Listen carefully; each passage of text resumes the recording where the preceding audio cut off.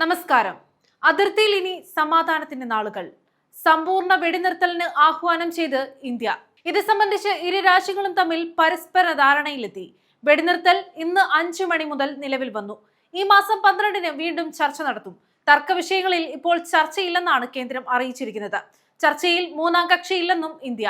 വിദേശ പ്രതിരോധ മന്ത്രാലയങ്ങൾ ഇന്ന് വൈകിട്ട് സംയുക്ത വാർത്താ സമ്മേളനം വിളിക്കുന്നതിന് തൊട്ടു മുമ്പാണ് ഡൊണാൾഡ് ട്രംപ് സമൂഹ മാധ്യമത്തിലൂടെ ഇന്ത്യയും പാകിസ്ഥാനും തമ്മിൽ ധാരണയിലെത്തി എന്ന കുറിപ്പ് പങ്കുവച്ചത്. നീണ്ട സംഘർഷങ്ങൾക്കൊടുവിൽ സംഘർഷ സാഹചര്യം ലഘൂകരിച്ചെന്ന് അവകാശപ്പെട്ട US പ്രസിഡന്റ് ഡൊണാൾഡ് ട്രംപ് ഇന്ത്യയും പാകിസ്ഥാനും ഉടനടി വെടിനിർത്തലിന് സമ്മതിച്ചുവെന്നാണ് ട്രംപിന്റെ സമൂഹ മാധ്യമത്തിലെ കുറിപ്പ്. രാത്രി മുഴുവൻ നീണ്ട കൂടിയാലോചനകളെ തുടർന്നാണ് തീരുമാനമെന്നും ട്രംപ് സമൂഹ മാധ്യമത്തിൽ കുറിച്ചു.